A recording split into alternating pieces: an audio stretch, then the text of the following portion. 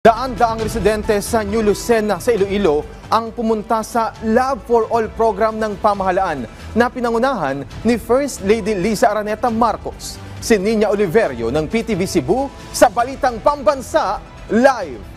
Nina. Yes, patuloy pa rin ang pagdagsa ng mga residente dito sa New Lucena para sa Love for All program na pinangunahan ni First Lady Liza Araneta Marcos. Tanghali pa lang ay halos puno na ang auditorium dito sa New Lucena sa pagdagsa ng mga nais magpakonsulta at maka-avail ng services sa libreng medical mission ng pamahalaan. Ang iba sa kanila ay pumila ng alas 5 ng madaling araw. Hindi naman naitago ng ilang residente ang saya dahil hindi na nila kailangang gumastos pa ng malaki para makakuha ng gamot, makapabunot ng ngipin at makapag-lab tests. Isa na rito si Ginang Melinda. Ayon sa kanya, wala silang sapat na pambayad sa kailangang test ng kanyang anak, kaya naman napagaan ng Love for All program ang kanilang problema.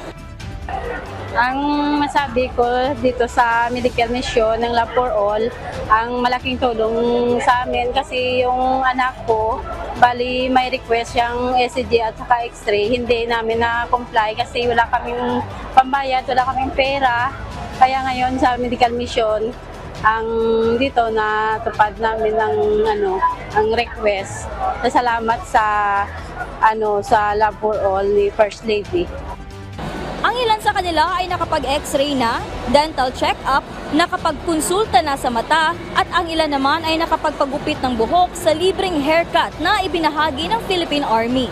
Maliban sa mga nurse at doktor, nagtipon-tipon din dito ang iba't ibang ahensya ng gobyerno kabilang na ang Department of Health na pinangunahan ni Health Secretary Teodoro Herbosa, pati na rin ang DSWD, DTI, PCSO, PhilHealth, FDA at TESDA upang makapagbigay ng libreng serbisyo para sa ating mga kababayan dito. Bandang alas 10 ng umaga dumating si First Lady na mainit namang tinanggap ng mga kababayan natin.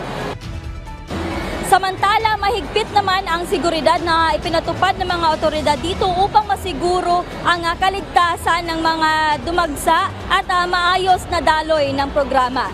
Yan muna ang latest dito sa New Lucena. Balik sa inyo. Maraming salamat, Nina Oliverio ng PTV Cebu.